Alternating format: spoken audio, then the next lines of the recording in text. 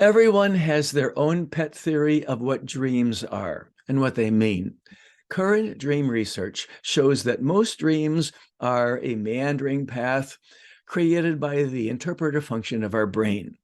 This winding path is sometimes based on our life and sometimes nudged into new directions during the dream by the random firing of neurons. And then here's the important part. Once a dream has begun, the interpreter function of our brain fabricates the next step in the dream from the previous moment in the dream. Like those cartoons where someone is walking in the air with a path appearing under their feet just in time. It's like driving down a winding road at nighttime. You can only see what's in your headlights with no idea what's around the bend. But the difference is that in waking life, there is something existing but unseen around the corner, whereas in dreams, what's around the bend does not exist yet. Your dreaming mind will fabricate the next part just as you get to it. That's why one of the most common dream scenarios is that you suddenly have an exam that you didn't know about. Or maybe you just realized that you had registered for a course but never attended any of the classes.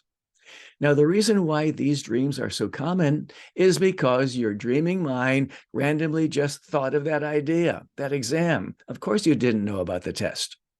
So, in this respect, the follow role in improvised social dancing is similar to a dream state.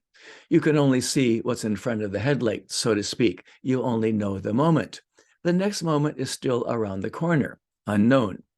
So, for follows, understanding the significance of this analogy will actually improve your dancing. And here's what I mean. When first learning to dance, many follows approach dancing as if it were a multiple choice exam, trying to guess which figure their partners are leading just in time, or even trying to outguess what they're about to lead.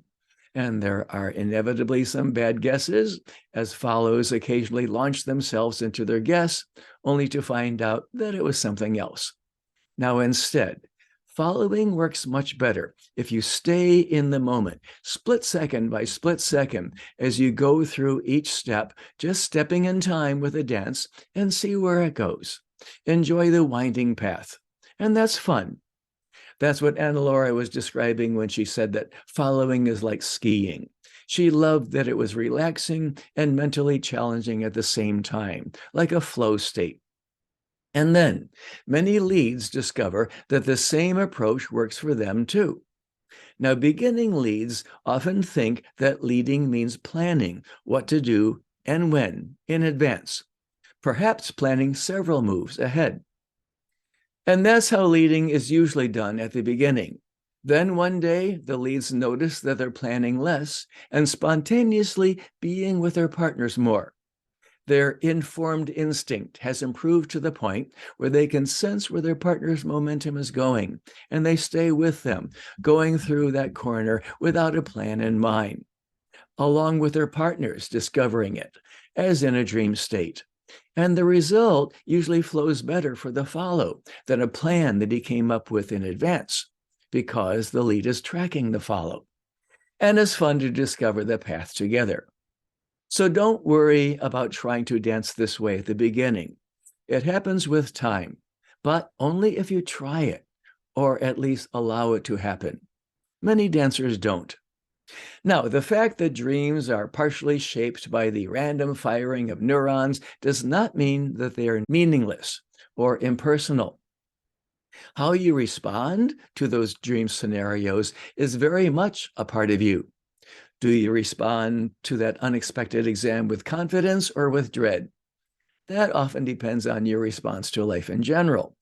And that's what improves by social dancing, truly. Now, dreams can sometimes be scary, but since you're awake when you're dancing, you have some control over your response when you're dancing.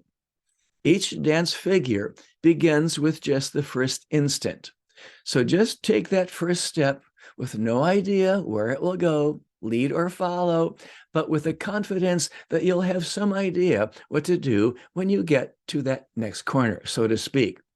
And through practice, You slowly but steadily improve at this responsiveness and at your self-confidence. That increases. Increased confidence follows success, as you'd expect. In dancing, though, it also works the other way around, for both follows and leads. Your dancing success improves by beginning with a confident attitude, knowing that if it doesn't work out one way, it will work out another way. It worked and it didn't feel wrong. And it usually turns out to be more fun that way than doing something that was expected. It's more play. And with this approach, you'll enjoy dancing more. And so will your partners. They'll quickly see that you're having fun with a more confident air. Your partners will sense that trust and ready for anything attitude. So self-confidence is not thinking that things will always turn out in your favor. If you depend on that, your self-confidence evaporates when things don't go the way you had hoped. No, self-confidence, as I briefly mentioned once before, is knowing that you can usually make things turn out one way or another, more often than not. And two, that you're adaptable enough to calmly synchronize with any new direction that things are going. One of my favorite writers is John Green, and one of his favorite people is a friend of his. As John put it, I have a friend, Alex, who is one of those impossibly easygoing, imperturbable souls who can instantly recalibrate when faced with a shift in circumstance. Isn't that perfectly phrased? He can instantly recalibrate when faced with a shift in circumstance. So they say that in life, you become what you practice. You practice dancing through these winding paths, ready for anything, in the safe environment of the dance floor. Then you can apply this approach to your other activities with confidence.